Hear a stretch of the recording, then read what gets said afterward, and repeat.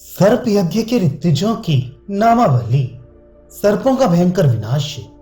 शौनक जी ने पूछा, सूतनंदन, पांडव वंशी बुद्धिमान राजा जन्मेजय के उस सर्प यज्ञ में कौन कौन से महर्षि ऋतुज बने थे?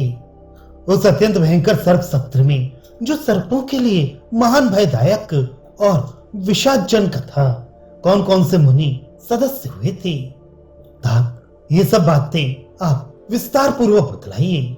सूत पुत्र, ये भी सूचित कीजिए कि सर्प सत्र की विधि को जानने वाले विद्वानों में श्रेष्ठ समझे जाने योग्य कौन कौन से महर्षि वहां उपस्थित थे?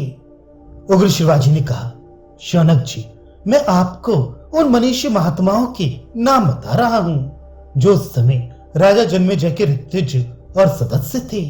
उस यज्ञ में वेद वेदताओं में श्रेष्ठ ब्राह्मण चंड भारवक होते थे। उनका जन्म चिवन मुनि के वंश में हुआ था। वे उस समय के विख्यात कर्म कांडी थे।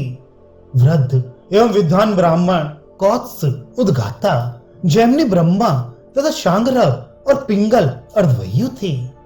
इसी प्रकार पुत्र और शिष्यों सहित भगवान वेदव्यास, उद्दालक, प्रमतक, श्वेतकेतु, पिंगल, असित, देवल, नारद, पर्वत, आत्रेय, कुंड, जठर, द्विश्रेष्ठ कालघट, वास्य, जप और स्वाध्याय में लगे रहने वाले बूढ़े श्रवा, कोहल, देव शर्मा, मौदगल्य तथा समसौरभ, ये और अन्य बहुत से वेद विद्या के पारंगत ब्राह्मण जन्मेजय के उस सर्प यज्ञ में सदस्य बने थे।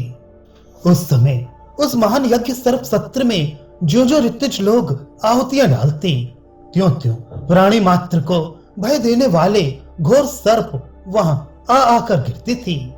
नागों की चर्बी और मेद से भरे हुए कितने ही नाले बह चले। निरंतर जलने वाले सर्पों की तीखी दुर्गंध चारों ओर फैल रही थी।